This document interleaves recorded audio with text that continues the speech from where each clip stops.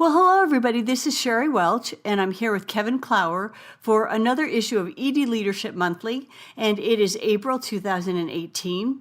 Kevin, I want to start off talking about something that is kind of new, but definitely we're going to see it expand in the ED, and that is care coordination and what it can do and how it's going to change emergency medicine. So there's an article, it's interesting, from American Journal of Emergency Medicine this April, and it was looking at care coordination in the ED. And they had care coordinators on hand to link patients to primary care.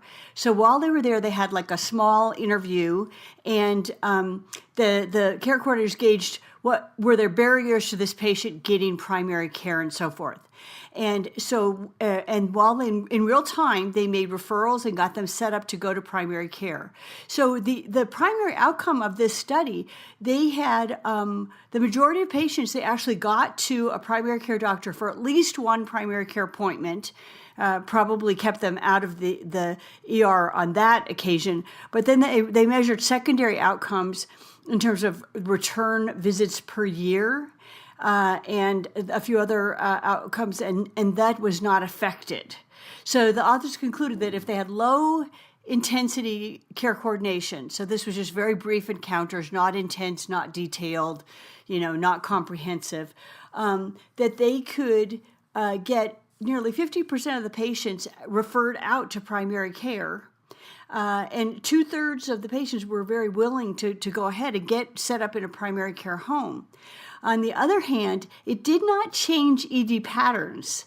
So I thought this is very interesting, Kevin, because we've had this assumption, that, if we could get people hooked up to primary care, they won't go to the ER. And I'm going to say what I've been saying for 30 years, and I know that Jim Augustine says this as well. I mean, ER visits are going to keep on happening. We are part of the fabric of everyday life, and people will use us for convenience, for, anxiety reasons, for whatever. They're going to choose to come to us, and aren't we lucky? But anyway, what do you think of that, Kevin? So great, no. You can get them to primary care, but guess what? They're still going to use the ER. Well, you're exactly right, and it's applying the right solution to the right subset of patients and the right problem. So if you just think you're going to get care coordination to everybody who's using the ED by some person's definition or some organization's definition that's ineffective and inappropriate, well, you might not get the impact that you want. So, looking at this data, too, it's kind of interesting because the younger people were the ones who were less likely to have successful linkage.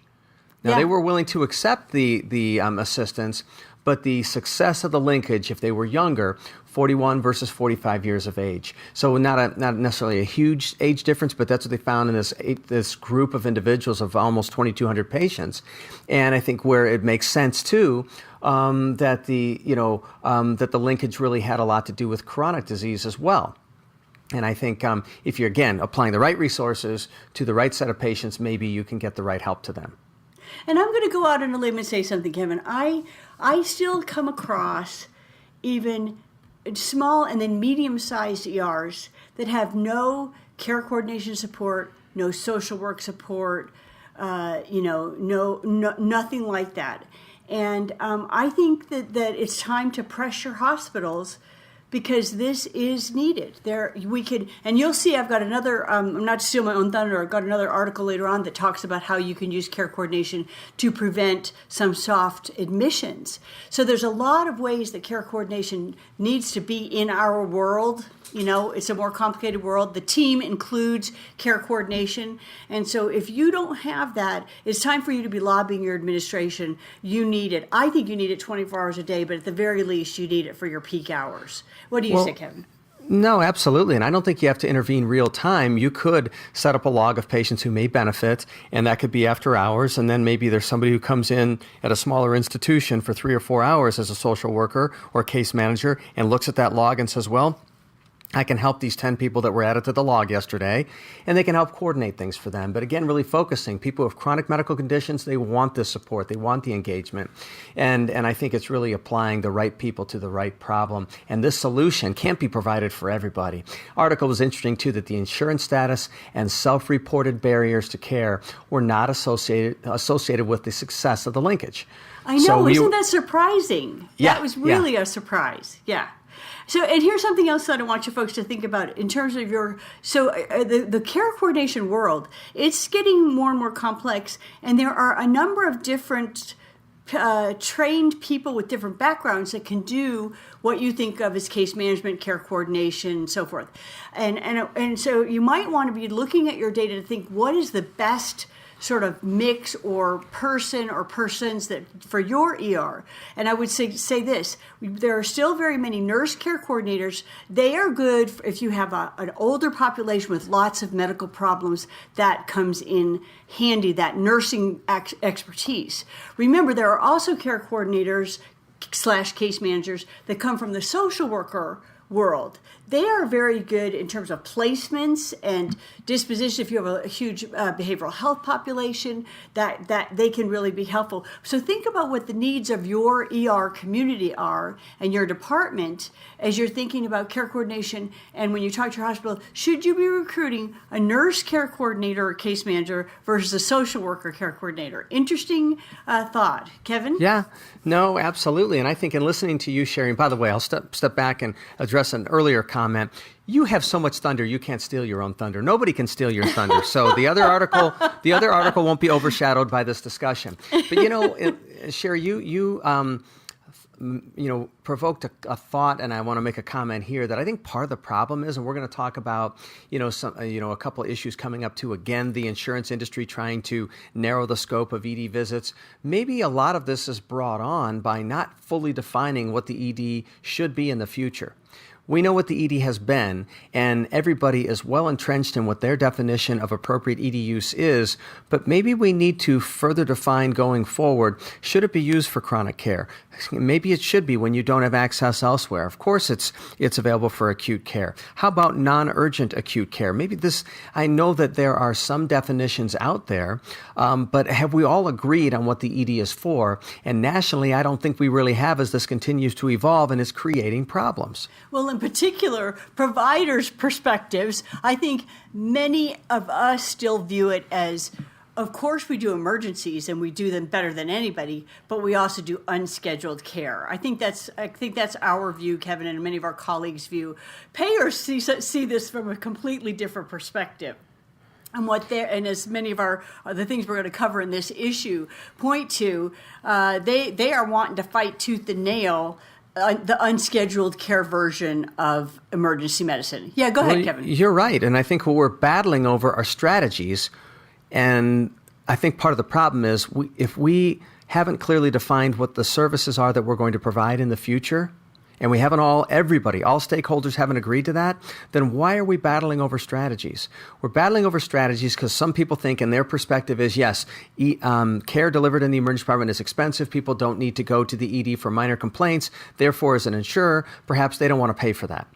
Well, part of that comes from what is the ED for? Maybe if there is not an access for that patient otherwise to the healthcare system, those low acuity visits are appropriate for the ED. So we've really got to get our arms around a common set of definitions that everyone has agreed to, and then we can say, do the strategies fit those definitions? Because if you're trying to say people can't go to the ED for this, but wait a minute, there's no other source or access to the healthcare system within 50 miles, where do you want them to go? Then it is okay to go to the ED, and it is fine for you to pay for it. Or the biggest problem, Kevin, they don't know if it's an emergency. They truly do not know. And so that's always going to be the hang up with, they went to the ER for a non-emergency. The lay public, they overestimate, but they also underestimate their condition. So, there we are. Hey, Kevin, you get to talk the next topic under Big Brother. I'm jealous, folks, because this came out, ED numbers junkies go crazy. The NAHAMSIS report, National Hospital Ambulatory Medical Care Survey. Can you say that 3 times quickly? No. It's got another report out. We wait for it. It only comes out every few years, but it gives us a window as to the specialty from a national standpoint. So much good data, so much fun. And Kevin grabbed it before I could grab it to talk about it on the agenda. So Kevin's going to talk to you about the NAHAMSIS 2015. It's out. You should have it. It's big enough, Shari. We could have both had a piece of it. But I tell you what, I didn't know it was out until I saw this on a listserv as well, that it was released March 20th, the 2015 data. And remember, they were going to go away from doing this. They were going to remove the expense and the effort. And there was such an outcry from the provider side that, hey, we really utilize this data. It's really helpful for us, that they started doing it again. So the 2014 visit data was published in October, I believe. It's October or August. But anyway, toward the end of Kevin, last let's year. remind everybody what the rumor is for why they were going to not do it anymore. Have you heard this? Have you heard this? So remember, Obamacare was going to reduce ED visits. It was going to just take care of that problem, because if everybody has a doctor, then they're not going to go to the ER. And this is just basically circling back to where we started in this issue, Kevin. You can get people to primary care, and they still want to go to the ER for certain instances. Anyway, the rumor was that the Obama administration then canceled the NAHAMSIS report because it did not show a decrease in ER visits. At least that's the rumor. I don't have the inside scoop, but it kind of sounds right to me. But anyway, there was such an outcry, and so many of us have lived and breathed by it. I mean, I can't wait to see it. So, in fact, Kevin, I know you're going to tell, ED utilization went up again. If you look at rates per 1,000 persons, most groups, it went up. So we're here, the ER is here to stay, and HAMSIS is our mirror to look at ourselves. So Kevin, go ahead. I get so excited about the numbers, I can't help myself. I know, she's so fired up, everybody, and it was August of last year. So we've got this one ramped up pretty quickly. It was released March 20th from the CDC website. They're not great about publicizing it. They are very good about compiling the data and making it available. But as far as letting people know that this great resource is out there, you've got to look for it. I didn't expect to see the 15 data following so closely on the heels of the 14 data, so I'm excited to have it. And I'll just share a few highlights with you. There's a lot of experts that look at this data, and I've looked at the tables. Right now, there are a bunch of tables, and we'll provide the link to that so you can get the tables yourselves, and you can look at any data that you want. Some individuals are great about summarizing it. We're trying to give some summaries here. Jim Augustine, Shari already mentioned, is great at dissecting this data. A few summary points that I've taken from the data and that Jim has mentioned also, I'm going to summarize really quickly because it's important. The first thing is that's huge. In the first time in 20 years, we're going to show a reduction in visits. We have had about a 2.4 to 2.6% increase year to year. And that's not the case when you look at the 14 data, which was 141.4 million visits. The 2015 total ED visits are 136.9 million, Shari. We have dropped. Does that mean the patients went away? Well, they might have gone away from the data capturing methods, but they're still there. Some of them have probably gone to alternate sites of care like urgent care centers. They've decided, okay, we have lower acuity visits, we may be able to go elsewhere. But some of these patients have just gone to the new phenomena of the freestanding emergency department. So the freestanding emergency department has probably siphoned some of these patients away, and this is important to recognize and for your hospitals to note that the CDC, through this program, is not tracking visits for freestanding emergency departments. So there is a black box of ED visits out there that are not included here. So have they really dropped down by this amount? Well, they probably went elsewhere. Maybe we actually have an increase overall of ED visits, but we are not tracking freestanding emergency department visits. So very important to recognize that. A couple other comments here. 86% of visits were to facilities that are designated as metropolitan statistical areas, and only 14% were in rural areas. I was surprised to hear that. And also, 18% of all ED visits are at teaching hospitals. A lot of times we focus on the care being delivered at the ivory tower and the academic centers where care is best, and we can have a discussion about how that's different than the community academic program and the community non-academic program. But this is a small subset of ED visits in the nation. We're training our future emergency physicians there, and perhaps our nurses and PAs and advanced practice registered nurses. But our patients are not going to those facilities largely getting their care. Also interesting, I think, 2.2 million visits for patients were for those who were in nursing homes, so post-acute care. And 38% of nursing home patient ED visits resulted in a hospital admission to the tune of 857,000 admissions, and the average length of stay was 5.5 days. They don't come for a short visit. Once they get in the hospital, they're there for a good period of time. 15.6% of ED visits are for seniors, 19.8% are with pediatric patients, 5.5% of ED visits were non-urgent. That's really important. So 5.5% of ED visits were non-urgent. The highest rate of those were in younger people under the age of 15. So maybe there is convenience care, or maybe this is still the best place for them to get their unscheduled care, as Shari coined it earlier. But that's really are some of the highlights to give you a sense of who are coming to the EDs, what are the demographics, is this starting to take a different direction? I think it's pretty fascinating, and we'll provide a link to the table so you can dissect them yourself. Okay, and guys, they are just so much fun. You can get lost in the numbers. I always enjoy when it comes out. All right, so Kevin, I don't know what you thought, but this was pretty compelling. The Joint Commission issues periodic sentinel event alerts, and they've done them about, communication errors. They've done it about medication errors. They call it a sentinel event alert, calling the nation's attention to an issue in healthcare that they feel is very compelling in terms of quality and safety. And just this week, they issued a sentinel event alert regarding physical and verbal violence among healthcare workers. Get this, Kevin, 75% of workplace assaults occur in healthcare and social service settings. And a lot of times those are combined, as you know. So OSHA has launched an injury tracking application, and your hospital may actually be starting to use this to start to track this.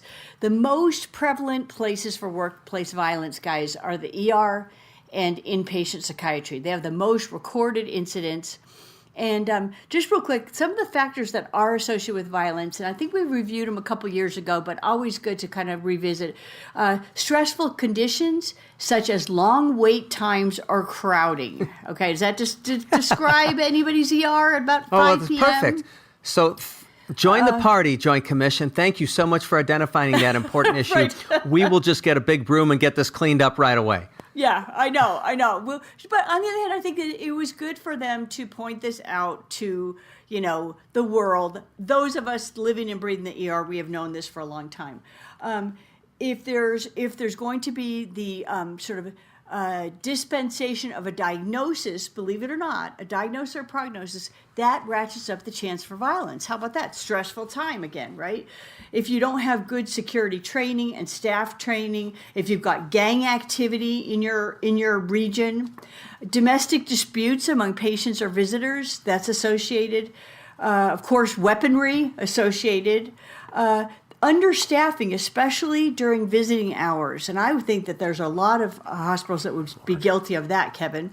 Staff working in isolated situations. And the trouble is, most of our ERs now are sectioned off into geographic zones and pods. And it could be very easy to be over in a pod by yourself. No access to emergency communication. I wonder how many of you have, an emergency call button that you could push if someone showed up with a weapon. Unrestricted access. And I still see this, Kevin. Now, I have one ER where I go, and when I go on site as a consultant, if I have a suitcase, they search my suitcase, and they send me through a metal detector, okay? So I would. That extreme. And then I have somewhere anyone can walk in. They're not even slapped a patient, a name tag of any sort. And then get this, if your community does not have good mental health care facilities and resources, you are more at risk for violence in your ER. How about that? So that's just a little, the roster, basically, the bad news of what sets you up. Kevin, what do you want to say? Well, I'm appreciative that the Joint Commission, who, certainly governs the environments to a certain extent where we work and where we deliver care. I'm glad that they're being vocal about this and they're putting some resources together, but I am a little disappointed that they are joining this party this late, to the point where some of the resources, you look on their website, and we can provide the link to this too. So one of the newer ones that I was able to find, October 2017, still labeled as new, by the way, Workplace Violence Prevention, Screening for the Early Detection of Risk of Harm to Self or Others. We know when this happens. They're codifying and summarizing everything we already know. That's not new information. It's taking them a while to get up to speed so that they can help provide the solution. One of their other resources from January of 2015, I'm not so sure I even like the way it's titled. It's called The Code Black and Blue. Are you serious? Why patients turn violent and how to recognize it before it happens. We know that our environment is stressful, and I know they're addressing this for the entire hospital, but the ED is screaming for protection. The ED is screaming for resources, not recognition or telling us how to recognize the patients that are going to decompensate and escalate. What we need is to be treated like other civil servants who there are significant penalties for if you interfere with their work or you assault them. And we don't have those type of protections. Yeah. So we're beyond this Joint Commission. What we need now is some regulatory assistance at the state and the national level to make sure that we are protected from these things. And I'm glad Kevin, that they're summarizing it, but yeah, I think you're saying too little, too late.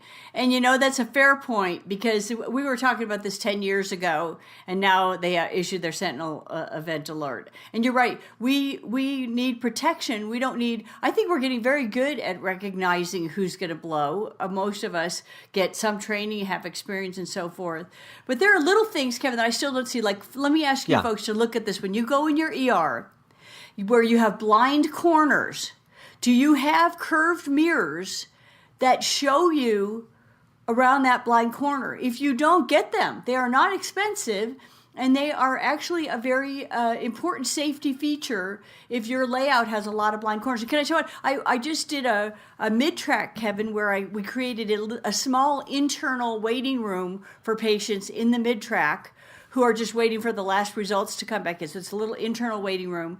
And I had them put a curved mirror to show what was going on, because you couldn't see in that doorway. It was the end of the hall. And I wanted everyone to know. So if anything was happening, I mean, gosh, even, if someone was being assaulted, if someone had fallen down, you couldn't see around the blind corner. So walk your ER, blind corners, get some of those curved mirrors that help you. Yeah. Yeah, and I don't mean to or intend to be too hard on the Joint Commission. We cannot do this without them. So I'm glad that it takes time to compile the information, compile the issues, and come out with a stance and some resources. So I get it. Is it a bit later than I'd want it to be? Yeah. But is it too late? No. Is it too little? Anything that they do to help us is beneficial. So it's not too little. But they need to move right past this into the phase of how do we protect our workforce. Yeah, not recognition, but prevention and protection. This sounds like a hand washing campaign to me. Yeah. We'll give you information so you're aware, and then we feel like we've met our responsibility and we feel good about it. That's not far enough. And like you said, Shari, we have been concerned about this for a decade or longer. This is not new information, and people are being hurt, and we're not given the appropriate protection. So I think we need to go further, but this can be a good start. Yep. He makes fair points, guys. All right, next up, the workforce. Kevin, will you talk about physician practice acquisitions? I think I know exactly where you're going to go, but bring us up to speed. Well, I just think we've touched on it before, and it's worth discussing again, because a white paper came out, and I hadn't heard of this group before, the Physicians Advocacy Institute. And they released this in March, and it's a study all the way from 2012 to 2016. And just to give us a sense of where things are going in the healthcare environment in the United States, where is the momentum? Where do we think things will continue to go? And it is toward an employed model, and this is, of course, not specific to emergency medicine, but healthcare in general, but certainly includes emergency medicine. It's an employed model, and it's physicians or physician practices being purchased by healthcare entities like hospitals. That's what this is really about. So this institute, just to give you a sense of their background, they're a not-for-profit organization that was established to advance fair and transparent policies in the healthcare system to sustain the profession of medicine for the benefit of patients. That's their own statement. So that's what they're all about. So I think it's a pretty credible source, although I personally don't have any firsthand knowledge of their former work. So just a couple, I think, important points that they've made, I'll just throw out here. And again, this is broad information. So one of the areas in the white paper focused on where things were from July of 2015 to July 2016, just in the 1 year. An additional 5,000 physician practices were acquired by hospitals. Shari, I knew this was going on. I didn't know we were talking in the thousands in the nation. I don't know how many physician practices there are to draw from, but 5,000 physician practices sounds like not a lot. Not 5,000 physicians going to work in the hospital environment as employees, This is 5,000 practices and everyone who works for them. So that's a lot. The number of physicians employed by hospitals grew by, of course, a lot more than that, 14,000 nationwide in that same time period. The percentage of employed physicians grew by nearly 11%. So this is where things are going. In every region of the country, both physician employment and hospital ownership of practices increased for the fourth consecutive year. And so the percentage of hospital-employed physicians increased between 5% and 22%, depending on what region you're in. And the percentage of hospital-owned practices increased between 8% and 47%. So some of those places, 47%. That means half of those physician practices were owned by hospitals. So pretty impressive, quite honestly. And I think the momentum doesn't appear to be slowing down. In the highlights from the 4-year research findings, the national trend, the percentage of hospital-employed physicians increased by more than 63% from 2012, Shari, to 2016. Whoa. That's a massive change. Yeah. And hospital-owned practices range, listen to this, 83 to 205%, depending on where you're located. So really, really, I think fascinating information so that we know, we hear about it. Well, so-and-so purchased somebody. Somebody merged with somebody. One group joined somebody. Somebody acquired somebody. But what this did for me, Shari, and everybody, is it gave me a sense of magnitude. Is this going away? Well, I'll tell you what, if it's going to go away, it's going to be because there are no more opportunities to consolidate. But consolidation will absolutely continue, and hopefully what's happening is that consolidation can drive economies of scale, so less cost, and hopefully standardization, which can be better quality, if that's what these entities are doing when they actually combine these groups and combine these physicians into one practice owned by the hospital. So I'm hopeful that's what will happen, but we discussed, Shari, I think it was about a year ago, this phenomena of physician practices and acquisitions and mergers. And many hospital systems that are engaged in this hadn't necessarily capitalized on economies of scale, such as if they had multiple similar leaders in the organizations, they maintained that leadership structure instead of consolidating them. And they didn't really leverage those similar services to combine them and reduce expense and standardize care so that you could provide more effective and efficient care. Some of those systems hadn't done that. Hopefully everyone is now, but this survey really didn't reflect much on quality, but it absolutely did reflect a little bit, finally, on cost, which I think was really interesting. So just a quick comment on cost here as well.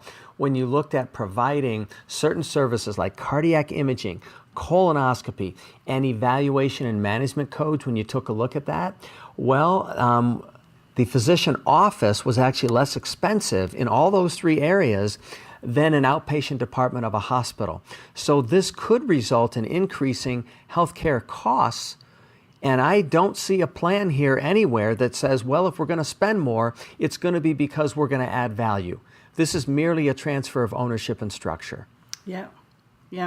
It's the corporatization. It's just, it's so different than when I started, Kevin. And the millennials seem perfectly comfortable with this new world order. I'm not sure that I am entirely. What do you say? Well, and I see where the hospitals are at, because, if you're a not-for-profit hospital and your margin is 1%, how do you survive? Well, it's going to have to be with volume, right? And it's going to have to be with referrals, and so this makes perfect sense from that standpoint. How would you spend your dollars?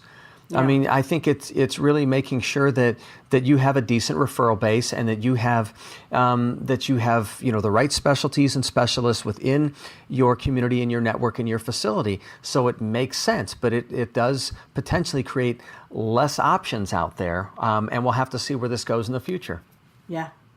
All right, so folks, I introduced you to a term a couple months ago, EPIP interface. It's showing up in the literature in discussions of that transition from the emergency world to the inpatient world. And here's that article that I mentioned to you about rapid primary care referrals used in another way, another sort of, in effect, a case coordination, care coordination subject. From the Western Journal of Emergency Medicine last August. This was done at Cornell Medical Center in New York City. They piloted a program where soft ED admissions, basically, and they didn't really go over what was on that list, but admissions where maybe they could go home, they were referred for rapid appointments in the Weill Cornell Internal Medicine Associates Clinic. And they were able to reduce, Kevin, 16% of admissions by getting them in, talking with a primary care and getting them in like the next day.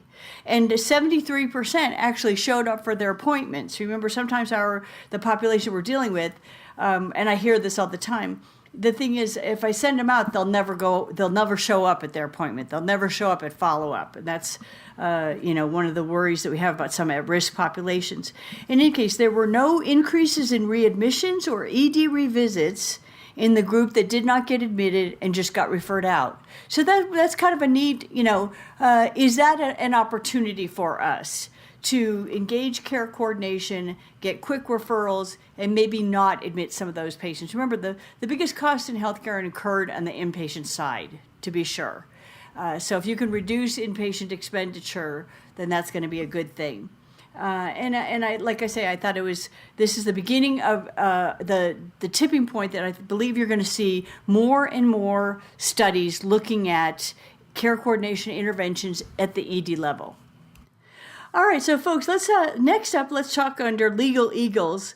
Atrium is lifting doctors' non-compete clauses. This has been an issue for emergency physicians for probably 3-4 decades, where you leave work in one environment and you have a non-compete clause. So let's say you don't want to stay with your current hospital or group, but you're not allowed. You have a non-compete clause. So Kevin, talk to us about this particular case.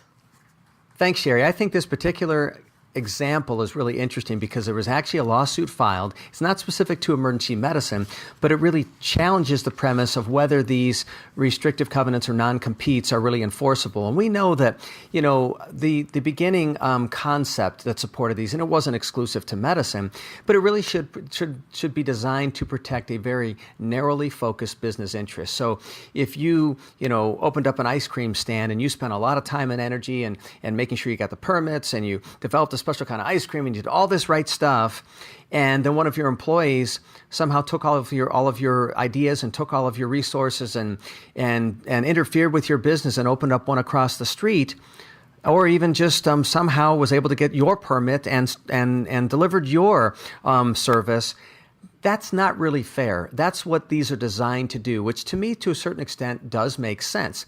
When these are not enforceable and when they're not appropriate is when they get so broad that you're really trying to overly restrict people's practice and their options, and you're not really protecting a reasonable business interest. And that's really what this is in a very, very oversimplified nutshell.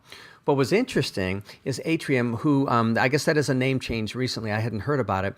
Formerly known as Carolina's Healthcare System.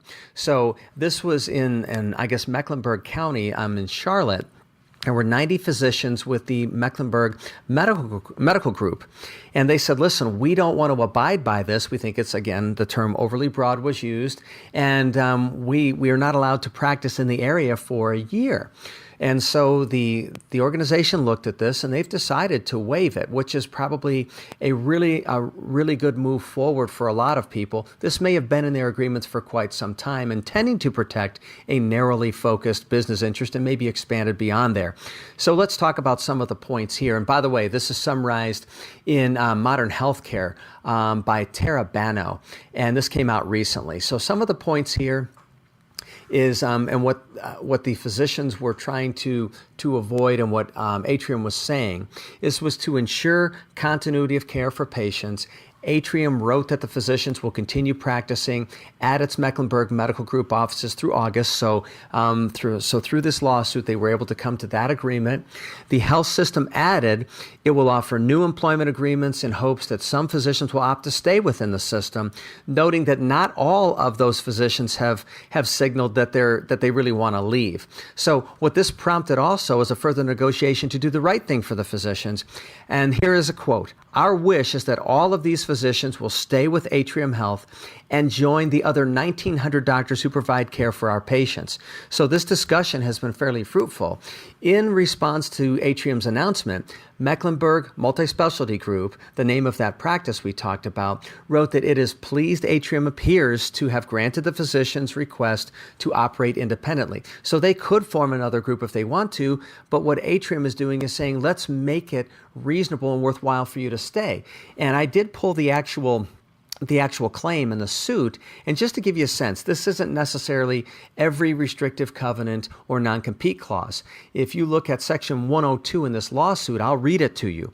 In other words, the restrictive covenants prevent the physicians from performing specialty work in the region that is totally different and distinct than the work they performed as employees of Atrium, from working as a non-physician manager of a practice, and even from performing charity physician work in the area.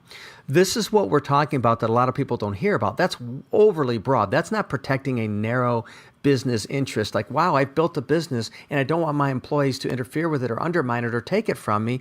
I kind of get that. And to a certain extent, that makes sense. But this statement in the lawsuit itself shows how very broad the non-compete was, extending into multiple different areas, which really are not reasonable. And I'm really glad that Atrium looked at it and said, yeah, you know what? This is not what we're really intending to do. And let's try and go a different route, providing a great opportunity for them to stay with the organization. And if we do that, and no one wants to leave, then we don't even have to have a conversation about restrictive covenants and non-compete clauses. So I thought it'd be interesting to talk about, Shari. Yeah. And Kevin, I've always thought it was fascinating. I don't think there are many other professions that have these kind of, sort of archaic, non-compete clauses. And emergency medicine, we are like the kings and queens of this particular area. And it's like, I don't think it's a modern day notion.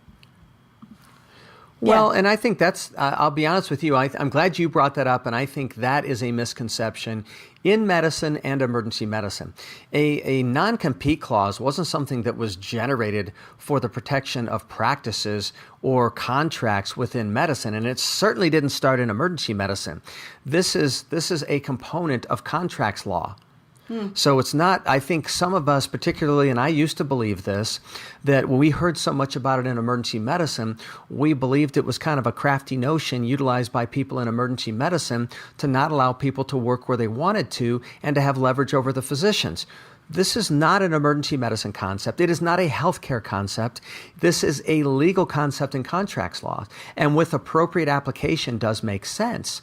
And if it's too broad, like in this case, it doesn't make sense, and therefore it's clear that this wouldn't be enforceable. And but it did bring both parties to the table to say, you need to do something with us here that's meaningful, because what you're asking of us is not reasonable on the other end. You can't expect us not to do all these other things because we happen to have worked for you if we choose to go somewhere. And if you treat somebody well and don't expect this, maybe they'll want to stay. Yeah. But so, Kevin, I just want to say, I mean, and mind you, this is purely anecdotal, but in 30 years of having many colleagues in many different specialties, right? Emergency medicine, we know everybody. I've watched doctors move around cities and geographical locations, anesthesia, critical care, neonatology, obstetricians. I've known so many that move with, and it's almost seamless. And I never hear them talking about, oh, I've got a non-compete clause with St. Mark's, I can't move. And so I'm just observing. I believe that we have sort of brought it into our world and used it more than other specialties. No? Well, maybe, I don't believe that to be the case, but I will tell you that if you look at the ability to be an outsourced type of clinician, so you're contracted with the hospital, and that creates great flexibility for the clinicians, right? So you mentioned anesthesiology. You said you've seen a lot of people move around. Yeah. Well, don't we see a lot of emergency physicians being able to pick and choose their opportunities and move and change? Yes. So when it comes down to the practical application of this, even if it's in an agreement, our people are not meaningfully restricted. Okay. In most cases. They're actually able to go. I mean, look at where we can go and what we can do. Have you heard of too many emergency physicians having a different experience than your anesthesiology colleagues? No, they're able to go. Yeah, actually, they can go, but I do hear a little bit of anxious people say, "Oh, I'm worried about my non-compete clause," or "I had a non-compete." Does it ever hamstring them? You're probably right, maybe not, but Well, it's I think a barrier. And I think the importance is, if you have one, does the person who holds the agreement and has that clause in it, do they choose to enforce it? Which lots of times people, no, please go ahead and work where you want. And then the other component is it even enforceable? Oftentimes people put it in an agreement. I'm just speaking broadly here, not on behalf of any group I've spoken with, but oftentimes it's put in an agreement as just a message that, hey, we don't want you to interfere with our business. We want to have a good relationship with you. And if we part ways, we're happy with you going elsewhere, but don't interfere with our business. And with the intent of never really pursuing it or taking legal action, because rarely does that really happen. And so I think it's, again, the two actionable points are, does the person actually decide then to try and enforce it, and is it enforceable? And a lot of times they really know this probably isn't really enforceable anyway. And then some would argue, why is it even there? But it's really a reminder that we don't want interference while we're trying to really develop a great program, a great relationship, whatever it is. And so it's a complex topic, but just some additional thoughts I thought I would share with you. Okay. All right. Thank you, Kevin. Under operational improvement, guys, I feel like this year boarding was an insurmountable problem for many of you. The boarding of admitted patients in your ER, even my smaller hospitals reported having what they called admission holds. They hadn't even been calling it boarding, but it's effectively when you keep an admitted patient in your emergency department, you are boarding them, and that is boarding. And ACEP had developed almost 20 years ago some policies about boarding. They've been revised 4 times, the most recently about a year ago. And I wanted to make sure that you understood it, because it's ACEP's position that a patient that is being boarded in the ED, waiting for an inpatient bed, should receive the same care that they would get if they were upstairs, which means they should have a similar ratio of nurses. So if you are an ICU patient being held in the ER, you should be getting ICU level of nursing care provided to you, and so forth. And ACEP advocates that the hospital begin to help maintain the ratios of the ER by providing some inpatient resources. So I wanted you to just take a look at it, and I'll put a link to it on the website.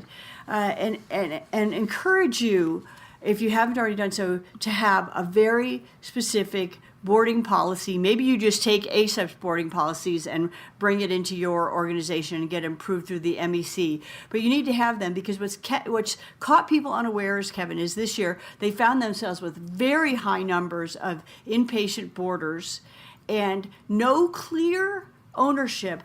What nurse is supposed to be rounding on them? How often are vital signs supposed to be taken? Are we giving meds continuously as if they were inpatient? Apparently we should be. Who's rounding and writing orders the next day? Who's looking at lab tests that are ordered on a patient that's technically an inpatient but waiting for an inpatient bed? So I really believe the time has come for you to have this. Maybe as we come out of peak boarding season, i.e. the winter months, it would be a good time when the heat is off to sit down with level heads and calm tempers and flesh this out. Because I think it's catching a lot of you unawares, and how you're becoming aware that you do not have clear-cut boarding strategies, policies, and procedures. You have a sentinel event in your ER. That's how you're finding out that you do not have this covered. You're assuming upstairs is looking after the patient. They're assuming you are, and so forth. Kevin, do you have any comments on that? No, absolutely. I do. Yeah, in June of 2017, ACEP revised an existing policy that just really spoke about what should happen with boarded patients, and particularly intensive care patients that need to be moved to their respective care units effectively and efficiently. And in that policy, they refer to this 2014 policy responsibility for admitted patients. And it says exactly as you stated, Shari, that these are the things that need to be done from a quality of care standpoint. And a couple of the bullets here, I'll read them to you. Regardless of the location of an admitted patient within the hospital, the ultimate responsibility for an admitted patient's medical care rests with the admitting physician. Hospital policy and procedures should clearly delineate that once an admitting physician has accepted a patient, that admitting physician has assumed responsibility for the patient. So this policy exists, and I think others do as well, to really support our practice and make sure that it clearly defines what our responsibilities are and what the responsibilities of others should be. Yeah. And a couple of interesting trends, guys, and you could just see these as just giant workarounds. But some new trends we're seeing, instead of it being kind of an ad hoc thing, hospitals are setting up sort of triggers. When you're boarding this many patients, we will send you this many nurses and perhaps this many techs to help care for those boarded patients who are in the ER. Cohorting admitted patients who are boarding in the ER so that you have them in one place and you free up the beds that you are needing for arriving patients. That's a new trend. And then the last one that I'll just make mention is I have actually become aware of an academic center that is hiring their own, the ED is hiring their own hospitalists to provide care for boarded patients. So these are some of the trends, and I'm not saying your department should do it, but you might, if you have a significant boarding load all the time, if you have effectively an entire inpatient unit in your ER at all times boarding, it may be time to ask the hospital to provide you with a hospitalist to care for them. Yeah, Kevin. Well, and that would be the massive workaround, but the concern that I have there is what you basically have done is converted a portion of your ED into an inpatient unit. Mm-hmm. Now, maybe you can fight and kick and scream all you want. If you can't resolve the boarding issue, then providing better care, maybe bringing a hospitalist in is the way to go. But if this becomes the norm, then wherever those patients are, or an acceptable number of beds that can be used for this, effectively reduces the volume of patients you can see in your ED. So it's not the ultimate solution.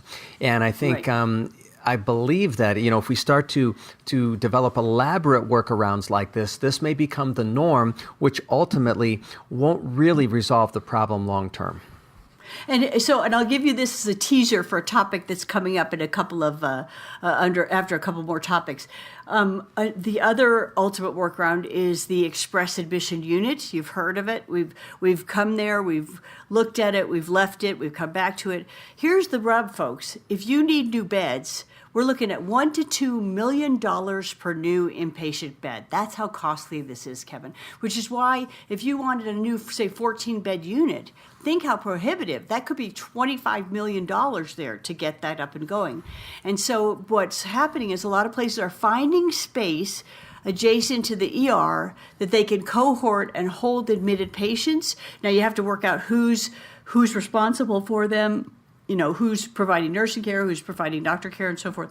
But the admission unit, or express admission unit, as it's sometimes misnamed, is another boarding solution that seems to be re-emerging for financial reasons purely, while the hospital deals with its capacity issues. But I'll tell you, I have a nice article for you about that. But let's go to the buck stops, Kevin. Oh, go ahead. Let's not go yet. I gotta ask you a question, Shari. So maybe we can talk about this next time, because I know and had this discussion, I think, with a few years ago with Peter Vercellio, and yes, the amount of expense it takes to add inpatient beds and inpatient space is really, really costly.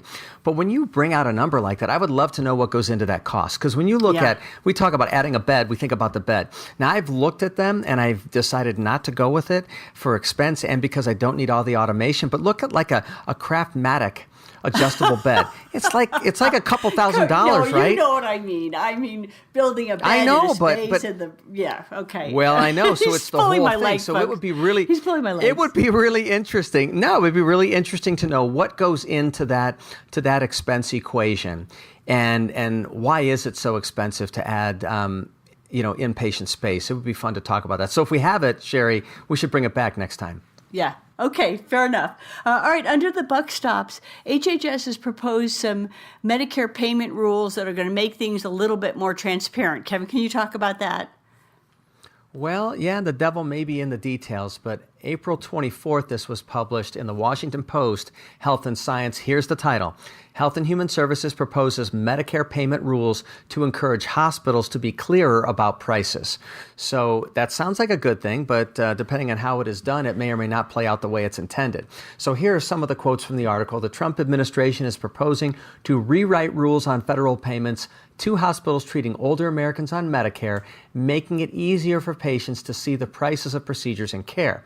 Annual updates to Medicare payment rules. This will be a part of it. The federal health officials also want to add $1.5 billion for the coming year to the funds for so-called disproportionate share payments that help buffer hospitals from the expense of treating patients who can't pay their bills.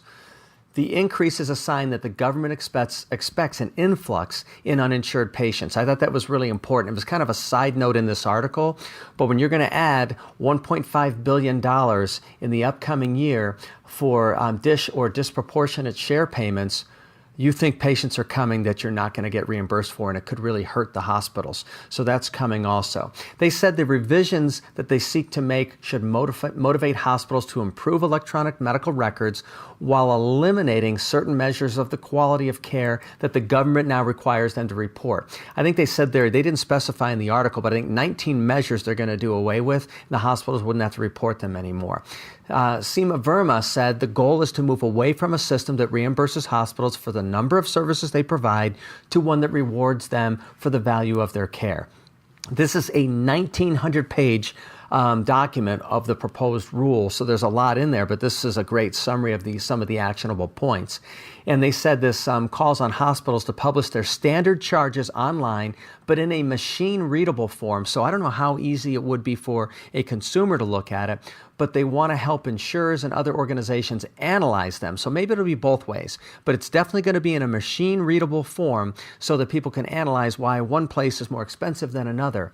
And this is intended to improve the transparency of hospital prices, empowering patients to choose where they go for treatment. I think this is a very slippery slope. If they're going to choose this based on cost, or they're going to choose this based on quality metrics that may not reflect quality, using hospital compare, physician compare, et cetera, can be a real challenging. I remember, I think, Shari, we talked about this a few years ago. I think it was New York State had some quality measures several years ago that were published. And I think it was it might have been cost and or quality regarding certain services, I think in cardiothoracic services. And it was really misinterpreted, the information, by the general population. They had to take down the website with the data because it was misleading the consumer, the patient. And so you never know exactly what the impact will be, and we have to make sure clearly that that we're doing the right things. I think what happened is one of the outcomes of that data, which included mortality data, is certain patients weren't able to access certain procedures then because they were higher risk. And that was not an intended consequence, but that is exactly what happened. So they had to remove the public reporting so that the provider community wasn't changing their acceptance of certain patients to try and improve their outcomes numbers. So I'm a little worried about how this will play out, but this is something that's being developed right now. I love the idea that there's going to be federally mandated price transparency, but I'm a little concerned about how they're going to accomplish it. Yeah. All right, thanks for that update, Kevin. Under the heading, Come On In, Intake, I like to periodically look up and see what's new under triage research. And this is from the journal Emergencias. It's June 2018. I believe it's a Spanish journal. It was an academic medical center. And Kevin, this is hilarious to me. There are at least like four 5-level triage systems with different names that are virtually the same. Okay, so we have, of course, ESI, then there's the Canadian CTAS, then there's the Manchester triage, then there's the Andorran Spanish triage system, and they're basically all 5-level going emergent, semi-urgent, urgent, so forth, 5-level triage. In any case, they looked at 68,000 ER visits, and I thought this was sort of interesting because we like to think that the 5-level triage systems have been, validated and that they are reliable and valid. but this study was very interesting. They started to notice that time of day, age of the nurse, and how many patients they were triaging related to what kind of triage scores they gave out. For instance, the more senior experienced nurses were more likely to triage somebody as a 5. The day shift was more likely to triage somebody as a 5. That may or may not be true. American studies, including one by Welch, showed that the acuity is highest on the night shift, but you see more lower acuity on the evening shift. But that's what they found. They also found that a nurse, the more triages a nurse was doing in a period of time, the more she'd give out an ESI, their equivalent, the Andor in Spanish equivalent of ESI, 3s. That I can understand, Kevin, because I believe that when you're just kind of going fast and furious and going gestalt, you're more likely to give a 3. And EDs that have a lot of flow and operational problems can sometimes have more than 60% of their patients designated a 3. Why? Because it allows them lots of different opportunities for streaming those patients. But anyway, this is kind of interesting, and I will tell you, Kevin, I'm moving away from any of these triage models, not the 5 levels, but I want people doing very sophisticated streaming mechanisms to look basically more at what level of care do they think the patient needs. If you have a mid-track and they could be in a recliner, does the chest pain always have to be an ESI 2 and always have to take up a bed? Couldn't it, remember, by the ESI, chest pain should be a 2. But if you're 25 years old and you're just anxious, do you have to be a 2? Could you look at that patient and say, this patient could be cared for in a recliner. I'm going to send that patient to my mid-track. So I'm sort of advocating starting with the 5 levels, Kevin, but then using sort of common sense, good judgment. What level of care, what area, what geographic area, what level of doctor and nursing care, what clinical intensity do they need? Stream them that way. What do you say?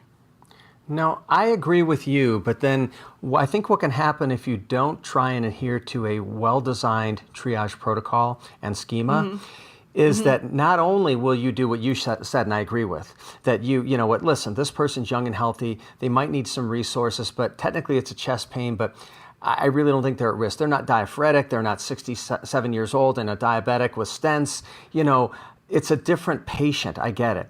But what I'm worried about, Shari, is giving that level of flexibility and then having the operational pressure allow for bad decision making. What? We really are busy. We don't have a lot of beds. Oh, you're a chest pain. You're not. I can't do it right now, so I'm just going to have you sit in the hallway in a wheelchair till I can find a bed. That's not okay. In the 67-year-old diabetic who's diaphoretic with stents. And I think it may or may not be okay for that 25-year-old who ultimately ends up having an anxiety disorder, but you don't know that on the front end. So I'm just a little worried that if we allow too much creativity, then we end up with nothing. Yeah. No, so what I'll do usually, Kevin, is I'll have them implement a pretty strict inclusion and exclusion criteria and a flow model that is sort of founded in ESI. And then we start to kind of develop what I call special flows. You know what?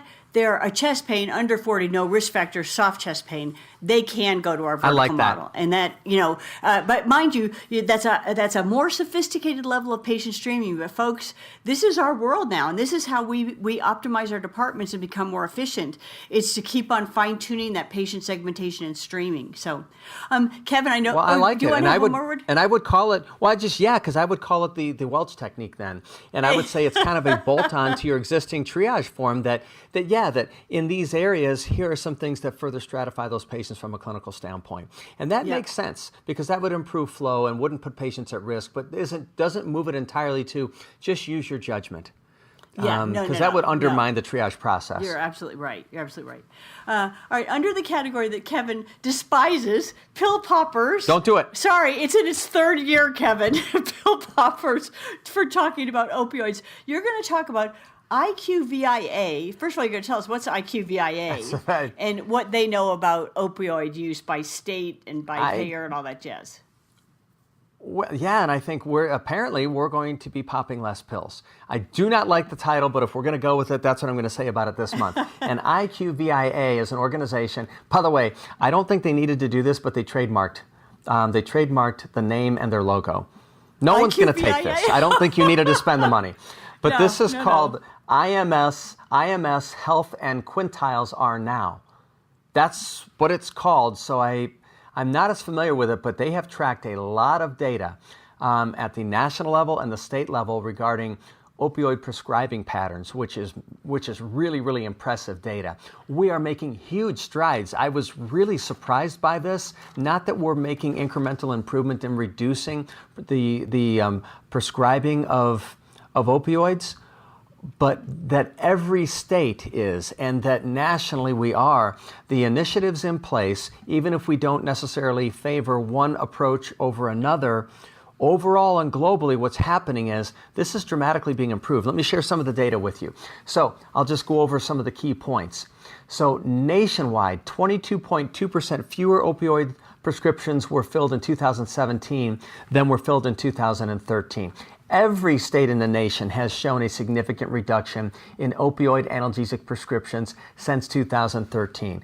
And every state showed a decline in the last year also, not just over that broader time period.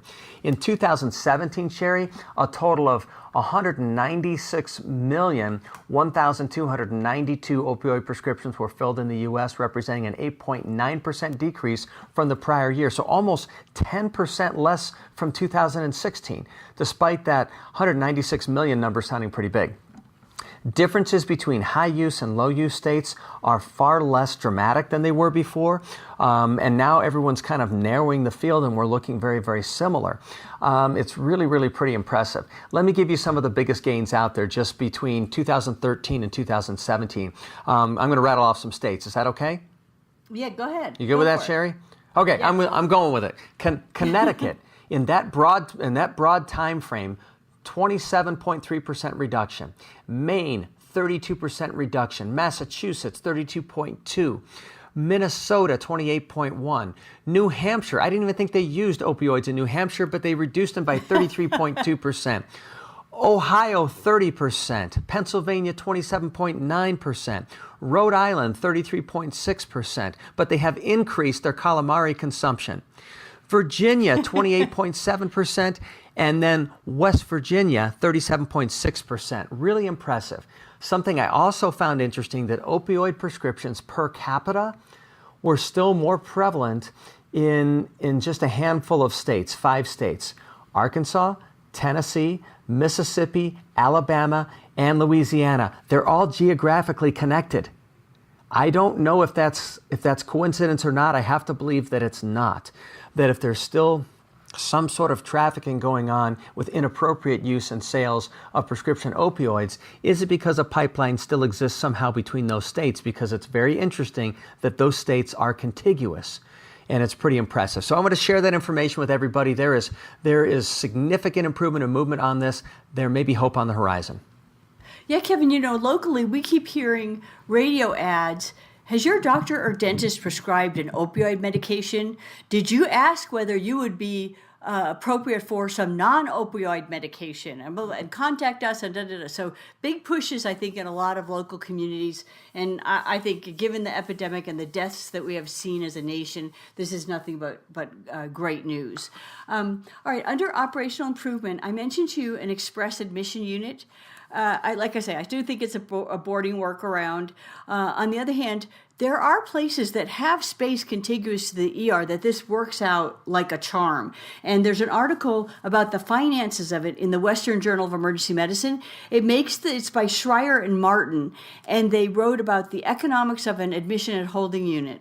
And basically, they point this out, Kevin, that an ER is a resource-rich, expensive treatment space.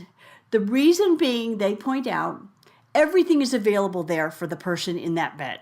You have every kind of imaging, you have your staff, you have CAT scan techs, you have MRI techs, all the things that are involved in being able to be a full-bore ER with every service, okay? And when you are once diagnosed and simply need to be admitted for treatment for several days, your clinical intensity is now reduced. You do not require all of the resources and expense of an ER bed. And they showed so many different ways that it is expensive for you to be in that bed, in fact, when you really could be someplace else. And so they showed that having an admission unit is a financially sound decision to make, and it basically makes sense financially. And so I've got two ERs, Kevin, right now in the process of building sizable admission units, and as they're putting together, which they do not take much. One took an adjacent lab. I don't know if many of you have seen. Lab has moved back to the lab. Those of you that had ED based labs now may be seeing, because of tube systems and lab efficiency, everything is going back to the main lab, and many times they're going to a central lab in your city. So laboratory is changing. There's often a big space. They're converting that space into an admitting unit. They're going to be able to put 14 beds, and they're working out the logistics of who will staff it, who will run it. Is it going to be hospitalists? Is it going to be ER medicine, and so forth? And it's not meant to be a long-term solution. It is while you're waiting for the bed that has been assigned to you to come open. So, Kevin, what do you say? Well, I think you've won me over, Shari, and I think this article really speaks to that point, and I love one of their conclusions. An admissions holding unit is remarkably effective in avoiding the mismatch of the low needs patients that are in high cost care venues. Return on investment is enormous, but this assumes existing clinical space for this unit, of course. But in their results, personnel costs alone per patient bed hour were $58.20 for the ED, $24.80 for an inpatient floor, $19.20 for the inpatient observation unit, and hey, $10.40 for an inpatient holding area, for an admissions holding area for these inpatients. Yep. That really speaks to the value of this concept, because you're only putting the patients in there, and this is critical, that are low resource needs patients. They're going to be admitted, but they don't need a lot upstairs. This isn't going to work for the intensive care patient. Not at all. Right. So I like it, Shari, I do. Yeah. Okay. Well, how about that, folks? I won them over. Woohoo! All right. The buck stops at number 2. MedPAC recommends slashing payments. Kevin, should be giving some people a lot of angina. Slashing payments to standalone EDs by 30%. Tell us more. Yeah, it's important to recognize the limitations of this also. MedPAC, on April 5th, they sent a huge document to Congress, regarding the summary of their March report. So they have all kinds of recommendations in there of how to make things better. And so the MedPAC is the Medicare Payment Advisory Commission. One of their former recommendations in the last year was to scrap MACRA and MIPS. Well, that's not going away. So it doesn't mean that they have any authority, but they are, as stated, an advisory commission. So Congress may listen. Health and Human Services may be directed to do some of this. And I won't spend a lot of time here, but one of their recommendations was, if you have a hospital-affiliated freestanding emergency department and it's within a reasonable amount of distance to your primary ED, so 6 miles away, then they're going to take certain services and reduce the reimbursement by 30%. So they're saying that this is not providing value-added service. They could have gone elsewhere. This is producing waste, and that's their recommendation. Now, again, these are not the privately owned freestandings that aren't affiliated with a hospital. These are the hospital-owned ones, and you can imagine what the American Hospital Association stated. They had a letter that went out regarding this as well, March 29th, and they said, you're really going to undermine the fragile network that we have, and this is a solution for some hospitals. Here's their quote. This would make the already record Medicare underpayment of outpatient departments and hospitals even worse. The American Hospital Association cited outpatient Medicare margins, it argued, were a record low negative 14.8% in 2016. So why would you do this? If they choose to make this part of their business model, is this ill-advised to reduce their reimbursement just because you think they're duplicating services within 6 miles away from their primary ED? I think I would like to know more about it before I weigh in further, but this does not sound like a great recommendation from MedPAC. There may be some background information that further validates the recommendation, but again, it's just a recommendation, and there are many. So we'll see if Congress thinks this is important and if Health and Human Services is to adopt this. I'm really upset about this, Kevin, because I have worked with a number of hospitals that it has been a carefully thought out strategy, because their volumes have grown so much they can no longer manage them in their ER, and so they bought property and built secondary facilities to decant some of those, and typically is trying to get lower acuity to go there. And I have one that took some space in a building next door to create an urgent care to decant some patients off the ER because they had such a problem with crowding. And I feel like you're pulling the rug out of these hospital systems that have in good faith done something like this to improve the care for their community. Now, another recommendation that's related that I think we probably can support, which people are already doing, I think largely, is allowing isolated rural hospitals that are more than 35 miles from another ED to convert to just a standalone ED, a freestanding ED, and let that be their model. And they could receive payment under the outpatient prospective payment system. They could still get that fair reimbursement as a hospital. That makes sense to me because you're facilitating care delivery, but you're not penalizing the hospital for delivering it. But right. I don't know about this freestanding ED recommendation. It's yet to be seen. What the American Hospital Association also said, which is really important, Shari, this was a criticism that they put in their letter, is that the data utilized for this recommendation was based only from Maryland, Texas, and Colorado. It's not representative of the nation. So right. probably not a good not plan. By a long shot. Right. All right, here's a news you can use, folks. This was kind of interesting. This was in Hospitals and Healthcare Networks in December. And so it's an article about something that's going on in Las Vegas. Las Vegas Fire and Rescue was just overrun with calls, EMS calls. And what they did was they set up a system where a nurse, an actually trained nurse, will triage who truly needs an ambulance and who doesn't, and can even be allowed, Kevin, to send some patients to lift if they are non-urgent. And this helps to, it did a number of things, and I hadn't even thought played it forward in my mind. Because a nurse is talking to the patient sooner and they're decreasing some of the EMS calls, this was lightening the load for people receiving EMS calls. And all of you, I'm sure, are recognizing a growing need for call management. It's not like the old days when you get a handful of calls, maybe one from a doctor's office, couple ambulances, somebody else from an urgent care referring a patient. I am dealing with someplace that have more than 100 calls a day. So you're dealing with call management. So this took care of two problems, Kevin. It got the right people to, ALS transport and EMS transport, and the right people to a lower level of who just needed transportation to the hospital. The other thing that they did, and this speaks to them setting up some quality parameters, if someone was not dispatched in ambulance, they got a call the next day to make sure that everything had gone well and so forth. And so I love the fact they're sort of closing the loop to make sure that they're getting this right. Anyway, so EMS or lift, how about that? All right, good. Kevin, I'm going to let you finish up with one more fast take. Talk about the bad news in Dallas. Yeah, well, we foreshadowed this earlier in the discussion, but the payers are still trying to figure out a way to reduce cost coming from emergency department visits. And this is specific to Texas. This came out in the Dallas News recently, within, I think, in the last few days. See if I can get the date for you. But while I'm waiting to pull up that date, let me see. Actually, April 25th.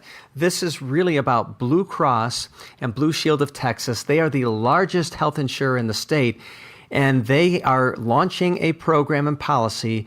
I believe it's with their insured group and retail HMO members. That's in June. We may decide that if you've presented to an emergency department for something, here's the quote, that is determined to be not serious enough, then they will not cover 100% of the medical costs. It's going back to the patient, which also means for us, we're not getting reimbursed because we would have to then balance bill the patient for everything. It takes effect on June 4th, and this is really creating such a stir in Texas because of the large amount of business they have there. And this is continued momentum in the insurance industry to deny coverage retrospectively. And just to give a little bit of detail too, since this is really focused on the HMO component of their organization, this limits coverage to in-network providers except in emergency situations. About 500,000 of the more than 5 million Texans insured with Blue Cross statewide have that type of plan. So it's not the whole insurance plan within the state or all of their business, but a significant part of it. So an out-of-network emergency department as a convenience rather than for a serious or life-threatening issue will not be paid for. That statement was a quote from their new policy. Also another quote from them: some of our members are using the emergency room for things like head lice or sprained ankles.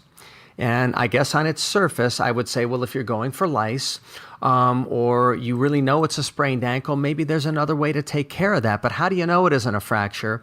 And how long do you want to let somebody go with head or body lice, spreading it to others without getting timely treatment? So I think this is going to continue to produce more problems. And I knew, and others knew too, and Shari, you and I have talked about it, this is bound and destined to happen once the first insurer went down this pathway, and it was going to benefit them. The others in the industry were going to have to move this way too, particularly if it was effective. And when Anthem started this, then we expected others to come on board. And we know that United Healthcare started a plan. We talked about it last time. Now we have Blue Cross Blue Shield in Texas.